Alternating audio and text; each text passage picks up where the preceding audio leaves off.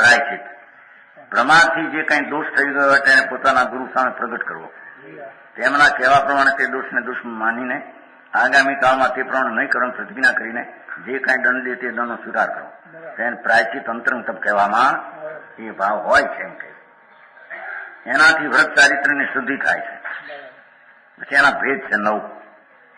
આલોચના તેજવું, પ્રતિક્રમણ, આલોચ પ્રતિક્રમણ બોલવું અને વિષમ વિવેક,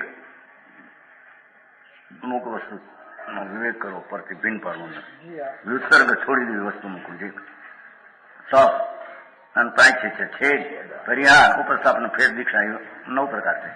એ પ્રાચીનના 9 ભેદ છે. ઉત્સર્ગ આ એ તપ છે.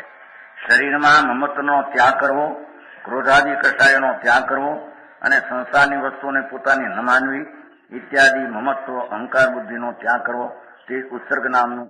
કાયસર્ગ, કાયસર્ગ કે છે ને, કાય ઉત્સર્ગ એટલે કાયા શબ્દ કરીને ઉત્સર્ગ કહી દીધો.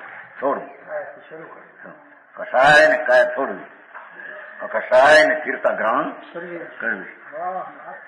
એનામ કાયસર્ગ એમ નામ છે. હવે છે ને તાવ કાંઈ ક્ષણે જાણીને એ તાવ કાંઈ આમાં છે એમ નહીં. અંદરમાં આત્મા શુદ્ધ આનંદને ગ્રહણ કરવો, એમાં સ્થિર થવું, કષાયને કાયાની મમતા છોડવી, તેને કાયોત્સર્ગ કહેવામાં આવે છે. જાણું કાંઈ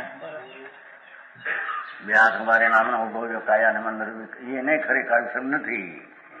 અંદર ઉભો રહે સ્થિર.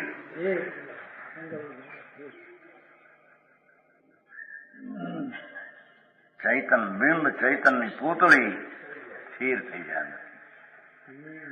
એને કસાયનો ત્યાગ, સ્વરૂપની સ્થિરતા, એનું નામ કાયોત્સર્ગ કહેવામાં આવે છે.